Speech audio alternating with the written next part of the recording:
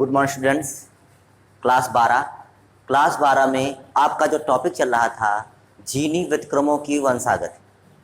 ठीक, तो जीनी व्यतिक्रमों की वंशागत में हमने 3 टॉपिक आपको बता दिए थे, तो उसमें से ये चौथा टॉपिक है।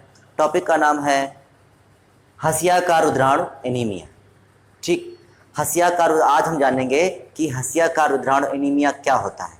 हसिया का रुद्राणु एनीमिया, ठीक, तो ये क्या होता है, तो इसके विषय में जानेंगे और हम जानेंगे कि ये क्यों होता है।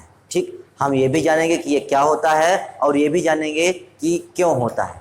तो वीडियो शुरू करने से पहले अगर आप हमारे चैनल पर नए हैं तो चैनल को सब्सक्राइब कर लें, बेल आइकन को दबाएं ताकि आपको वीडियो की नोटिफिकेशन मिल सके। चलिए शुरू करते हैं। इस रोग में रुधिर में O2 की कमी होने पर रुधिर में O2 की कमी होने पर रोगी के अधिकांश आरबीसी सिकुड़कर हसिया का और निरर्थक हो जाते हैं।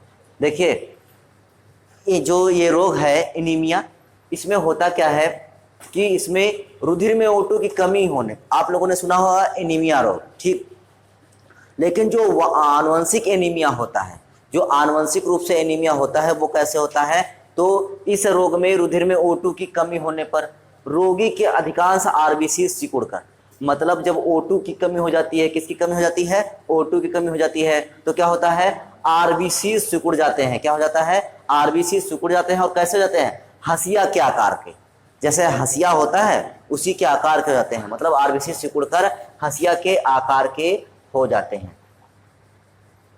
ठीक, हसिया के आकार के हो जाते हैं और निरर्थक हो जाते हैं, क्योंकि जब आरबीसी सिकुड़ जाते हैं, हसिया के आकार के हो जाते हैं, तो ये अपना वर्क नहीं कर पाते हैं। ठीक, जो इनका कार्य होता है वो कार्य नहीं कर पाते हैं। ठीक, निरर्थक हो जाते हैं, जिससे रोगी की मृत्यु तक हो सकती है। मतलब जब ये आरबीसी O2 की कमी हो जाएगी तो आरबीसी सिकुड़ जाएंगे, हसियाकार हो जाएंगे और निरर्थक हो जाएंगे, जिससे रोगी की मृत्यु तक हो सकती है। यह रोग अप्रबल जीन के कारण होता है। यह रोग किस कारण होता है, अप्रबल जीन के कारण होता है। मोस्ट इंपॉर्टेंट, अभी तक आपने जितने भी रोग पढ़े हैं, जितने भी आगे टॉपिक पढ़ चुके हैं, वो सब अप्रबल जीन के कारण होते हैं। ठीक, अब देखते हैं ये होता कैसे है। अभी तक हमने जान लिया कि हसिया का रुद्राणु एनीमिया है क्या, अब ये होता कैसे है। तो देखिए, आरबीसीज के हीमोग्लोबिन प्रोटीन में, जैसे आरबीसीज में जो हीमोग्लोबिन होते हैं, मान लेते हैं कि जैसे ये हीमोग्लोबिन प्रोटीन है। कौन सी प्रोटीन है ये, हीमोग्लोबिन, HB हीमोग्लोबिन प्रोटीन है। तो आरबीसीज के हीमोग्लोबिन प्रोटीन में छठे स्थान पर, मान लेते हैं यहाँ पर पहला, दूसरा, तीसरा, चौथा, पांचवा और छठा, यहाँ पर ये पहला, दूसरा, तीसरा, चौथा, पांचवा, छठा। तो देखिए, हमने मान लिया कि ये आरबीसीज के हीमोग्लोबिन की प्रोटीन है। तो आरबीसीज के हीमोग्लोबिन प्रोटीन में छठे स्थान पर, कौन से स्थान पर, छठे स्थान पर ग्लूटेमीन या ग्लूटेमिक एसिड, मतलब छठे स्थान पर क्या होता है, ग्लूटेमीन होता है। छठे स्थान पर क्या होता है, ग्लूटेमीन होता है। ठीक, या ग्लूटेमिक एसिड होता है। कौन सी चीज होता है, ग्लूटेमिक एसिड होता है या ग्लूटेमीन होता है, अणु होता है। इसका निर्माण प्रबल जीन के कारण होता है। मतलब जो ये ग्लूटेमीन है, इसका निर्माण किसकी वजह से होगा, एक प्रबल जीन की वजह से होगा।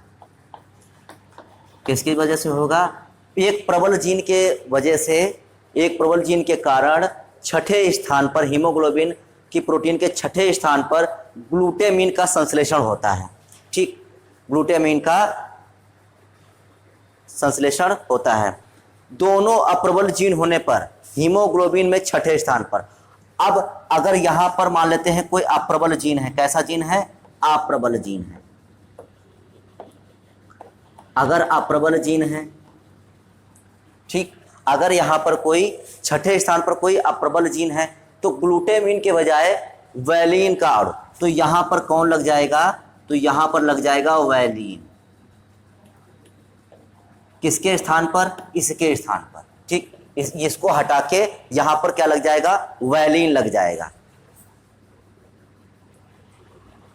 ठीक, तो जो छठा स्थान है, तो वहां पर अगर दोनों अप्रबल जीन हैं, तो अप्रबल जीन होने की वजह से ग्लूटेमिन के छठे स्थान पर क्या लग जाएगा, वैलिन लग जाएगा। कौन सा अणु लग जाएगा, वैलिन का अणु लग जाता है। ऐसे हीमोग्लोबिन में O2 की कमी होने पर जब ऐसा हीमोग्लोबिन बन जाएगा, जब ऐसा हीमोग्लोबिन बन जाएगा, क्या मतलब कौन सा, जब छठे स्थान पर वैलिन आ जाएगा, तो जब ऐसा हीमोग्लोबिन बन जाएगा तो क्या होगा, इसकी आकृति बिगड़ जाएगी। मतलब अभी बता चुके हैं आपको क्या हो जाता है, इसकी आकृति बिगड़ जाएगी और हस्तियाकार हो जाएगा और यह O2 का संवहन नहीं कर सकता है, क्योंकि हमको पता है कि जो हीमोग्लोबिन होता है आरबीसीज में पाया जाता है और हीमोग्लोबिन क्या करता है, ऑक्सीजन और कार्बन डाइऑक्साइड का परिवहन करता है। मतलब ऑक्सीजन को हमारी कोशिकाओं तक ले जाता है और कोशिकाओं या ऊतकों से जो भी CO2 बनती है उसको फेफड़ों तक लाता है कौन, हीमोग्लोबिन। तो जब ये वैलिन नामक अणु लग जाएगा जिससे O2 की कमी होने पर इसकी आकृति बिगड़ जाती है और O2 का संवहन नहीं कर सकता। किसका संवहन नहीं कर सकता, O2 का संवहन नहीं कर सकता। इस रोग को हंसियाकार रुधिराणु एनीमिया कहते हैं। ये अगर आप इसको समझ जाएंगे तो इसमें कुछ नहीं है। हमने आपको बताया है कि हंसियाकार रुधिराणु एनीमिया क्या है, कि शरीर में O2 की कमी हो जाएगी जिससे आरबीसी सिकुड़कर हंसियाकार हो जाएंगी, निरर्थक हो जाएंगी, जिससे रोगी की मृत्यु हो जाएगी। ये तो हो गया एनीमिया के विषय में। अब ये होता क्यों है, आनुवंशिक एनीमिया होती क्यों है, क्योंकि जो हीमोग्लोबिन है आरबीसी में, जो हीमोग्लोबिन है, हीमोग्लोबिन की जो प्रोटीन में जो छठा स्थान है, कौन सा स्थान, छठे स्थान पर प्रबल जीन के नियंत्रण में, प्रबल जीन के नियंत्रण में ग्लूटामिन या ग्लूटामिक एसिड, ग्लूटामिक एसिड या ग्लूटामिन नामक एमिनो अम्ल जुड़ता है। ठीक, ग्लूटामिन नामक अणु जुड़ता है और जिसके कारण से, और ये जुड़ता किस कारण से, प्रबल जीन के कारण। तो जो हीमोग्लोबिन है एकदम स्वस्थ बना रहता है। लेकिन अगर यहाँ पर अप्रबल जीन हो जाए, अप्रबल जीन हो जाए, तो अप्रबल जीन होने की वजह से हीमोग्लोबिन के छठे स्थान पर ग्लूटामिन के बजाय वैलिन का अणु लग जाता है, जिससे जो है ऑक्सीजन की कमी होने पर जो है आरबीसीज की आकृति बिगड़ जाती है और वो हंसियाकार हो जाती हैं, ठीक, निरर्थक हो जाती हैं। इसी रोग को क्या कहते हैं, एनीमिया रोग कहते हैं।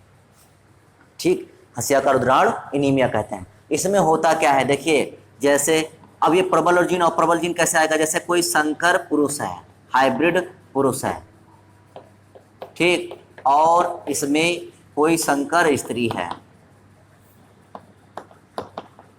संकर स्त्री है, काहे की है ये, एनीमिया, हंसियाकार रुधिराणु एनीमिया, हंसियाकार रुधिराणु एनीमिया।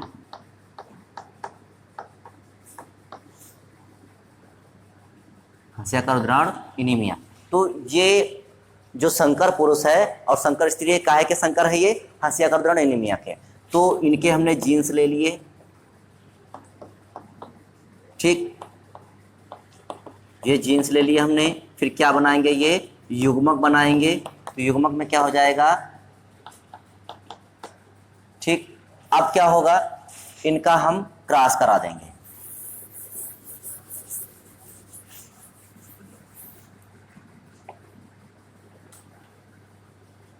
युग्मक आपस में संयुग्मन करेंगे, तो यहाँ पर मेल के युग्मक और यहाँ पर फीमेल के युग्मक,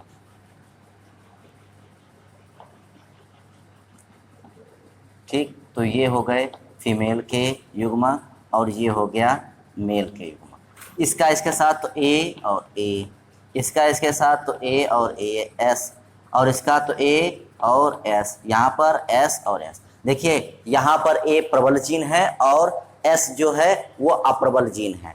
तो ये दोनों प्रबल जीन हैं, तो यहाँ पर एनीमिया रोग नहीं होगा, मतलब कैसे होंगे, सामान्य होंगे। यहाँ पर ये भी देखिए कैसे होंगे, सामान्य होंगे, क्योंकि यहाँ पर एक प्रबल है और एक अप्रबल जीन है। तो जो प्रबल जीन है वो अप्रबल जीन को प्रदर्शित नहीं होने देगा। तो यहाँ पर भी यही रहेगा कि ये सामान्य है, मतलब संकर होंगे ये, ठीक, होंगे तो संकर, लेकिन दिखाई कैसे देंगे, सामान्य। यहाँ पर ये कैसा होगा, ये होगा हंसियाकार रुधिराणु एनीमिया का, क्योंकि दोनों यहाँ पर अप्रबल जीन है, हंसियाकार रुधिराणु एनीमिया, ठीक। तो ये क्या हो गया, ये यहाँ पर हंसियाकार रुधिराणु एनीमिया का रोग हो जाएगा। तो आपने समझा कि हंसिया का रुधिराणु एनीमिया क्या होता है और क्यों होता है। ठीक, तो आज ये बहुत ही इंपॉर्टेंट टॉपिक था आपके लिए। आप इसको लिखिए, पढ़िए और समझिए। फिर भी अगर आपको कोई दिक्कत लगती है तो आप कमेंट करके पूछिए। आज के लिए बस इतना ही। कल फिर मिलेंगे एक नेक्स्ट वीडियो के साथ। तब तक के लिए धन्यवाद।